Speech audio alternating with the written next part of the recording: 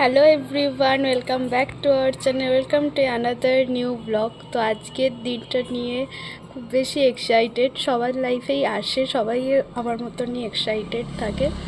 তো আজকে হচ্ছে আমার প্রথম আইবুড়ো ভাত। যতটাই মুখে বলছি, ভিতরটা কিন্তু ততটাই কষ্ট হচ্ছে, বাট মেয়ে হয়েছি, মেনে তো নিতেই হবে।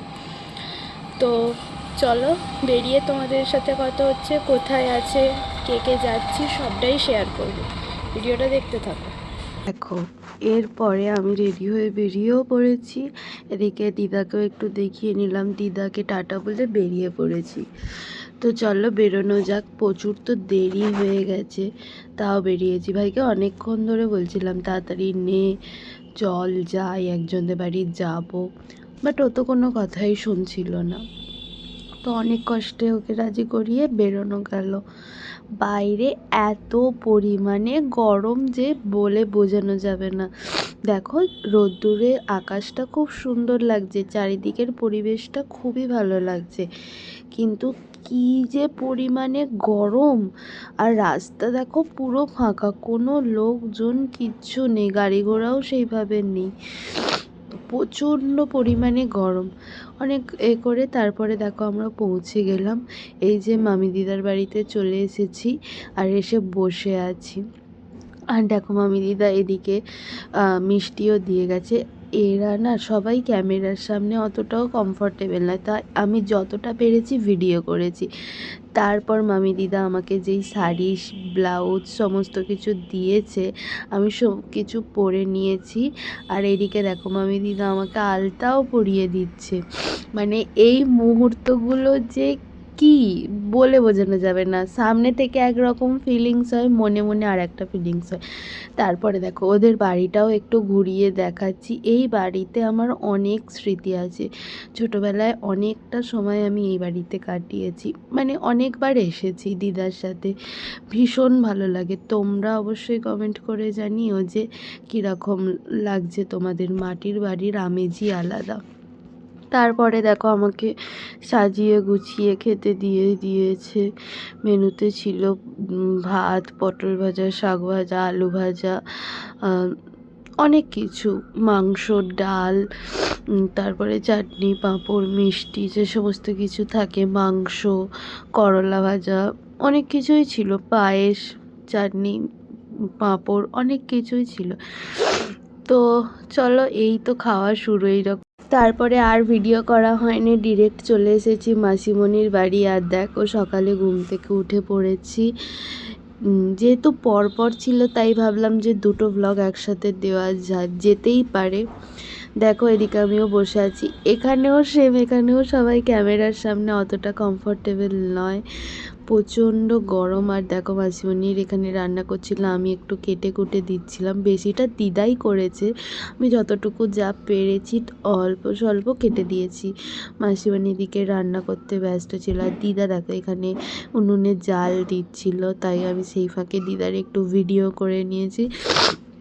বাট দিদা বুঝতে পারেনি যে আমি দিদার ভিডিও করে নিয়েছি।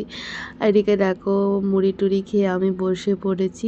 মুড়িতে ছিল বেগুনি মুড়ি, মাসিমণি দিয়েছিল। তারপরে আমি বসে আছি। আর এইদিকে বনি আসছে, বনি বলছে দিদাকে দিয়ে কত খাটাবে, এরকম আর কি সবাই মিলে বলছিলাম। আর আমরা যেখানে সবাই ছিলাম দিদার পিছনে লাগবো না, এটা তো হতেই পারে না।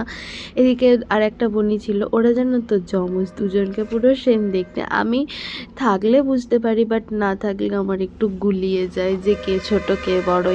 তারপরে এখানে আমার স্নান টান সমস্ত কিছু কমপ্লিট হয়ে গেছে। তারপর মাসিমণি আমাকে যেই শাড়িটা দিয়েছে আমি পরে নিয়েছি। তারপরে আমার একটা ফোন এসে গেছিলো।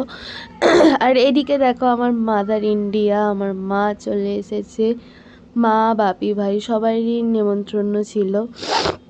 তারপর মা বনিকে এদিকে স্প্রাইট এনেছিল, দিয়ে দিচ্ছে। আর আমি এদিকে শাড়ি টাড়ি পরে রেডি হয়ে গেছি। আর এদিকে দেখো ঠাকুর নমস্কারও করে নিচ্ছি, মা ভিডিও করে দিচ্ছিল, যতটা যা পেরেছি সমস্তটাই তোমাদের সাথে শেয়ার করার চেষ্টা করেছি। অবশ্যই কমেন্ট করে জানিও যে তোমাদের আমার এই আইবুড়ো ভাতের সিরিজগুলো তোমাদের কীরকম লাগছে। আর এদিকে দেখো মাসিমণি আমাকে পুরো থালা সাজিয়ে খেতে দিয়েই দিয়েছে। এই সময়টা সেই বার্থডের মতন ফিলিংস আছে, বাট বার্থডেতে একবার এটা অনেকবার হচ্ছে এরকম একটা মনে হচ্ছে। এদিকে দেখো মাসিমণি এক এক করে আমাকে সমস্ত কিছু খেতে দিচ্ছে, আর মাকে বললাম যে একটু ভিডিও করে দাও। মা ঠিক মতন বুঝতে পারছিল না, তাই মাকে একটু বুঝিয়ে দিচ্ছিলাম যে এইভাবে করো ভিডিওটা।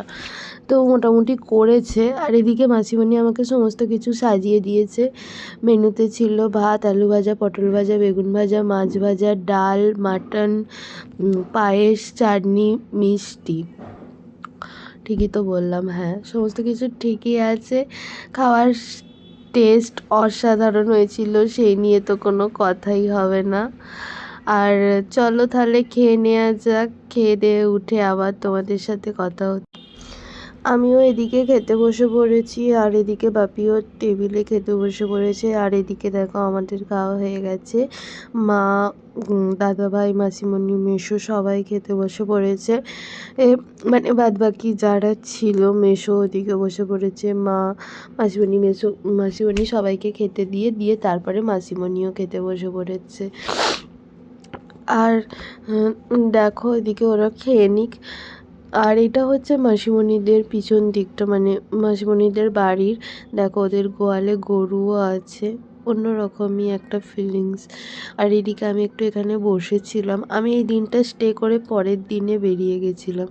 চলো, ভিডিও ভালো লাগলে লাইক, কমেন্ট, শেয়ার আর চ্যানেলটিকে সাবস্ক্রাইব করতে ভুলো না। দেখা হবে খুব শীঘ্রই আবার নতুন কোনো ব্লগে। ততক্ষণের জন্য টাটা, বাই। আর তোমাদের এই আইব্রো ভাতের সিরিজ কীরকম লাগছে তোমরা অবশ্যই কমেন্ট করে জানিও। পরের ভিডিওটা আরও বেশি ইন্টারেস্টিং হতে চলেছে, তার জন্য তোমাদের চ্যানেলটিকে সাবস্ক্রাইব করতে হবে। বাই।